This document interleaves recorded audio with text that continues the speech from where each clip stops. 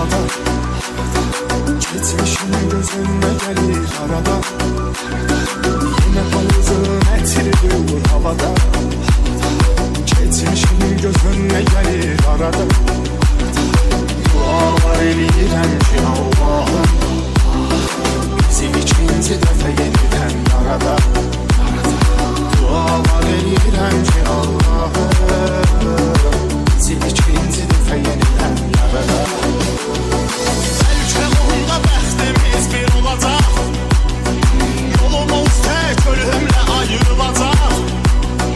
Bəlkə onda bəxtimiz bir olacaq, yolumuz tək ölümlə ayrılacaq.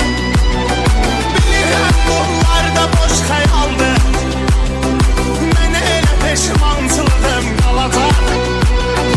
Bilirəm bunlar da boş xəyaldır, mənə elə peşmançılığım qalacaq. Gözlər dolar boşalınca ürək, vardır elə şeylər olur demək. Bəzən böyüklərin səsindəyik, qəlbin səsində dinləmək gərək. Gözlər dolar boşalınca ürək, vardır elə şeylər olur demək. Bəzən böyüklərin səsindəyik, qəlbin səsində dinləmək gərək.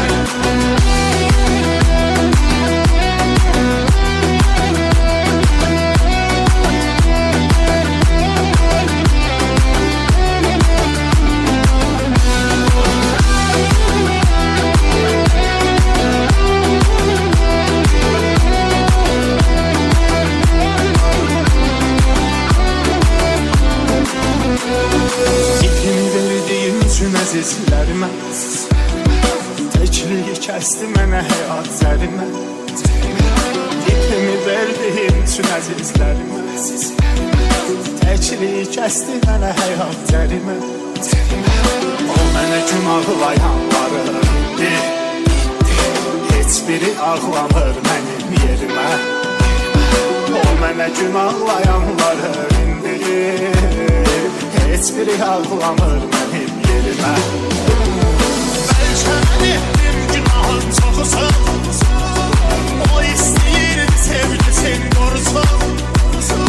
Bəlkə mən etdim günahın çoxusun, o istəyirdi sevgisin qorusun.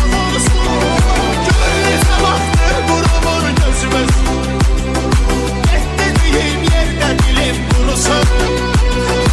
Gör necə vaxtdır qurumur gözümüz, etdiyim yerdə dilim qurusun. Gözlər dolar boşalınca ürək, vardır elə şeylər olur demək.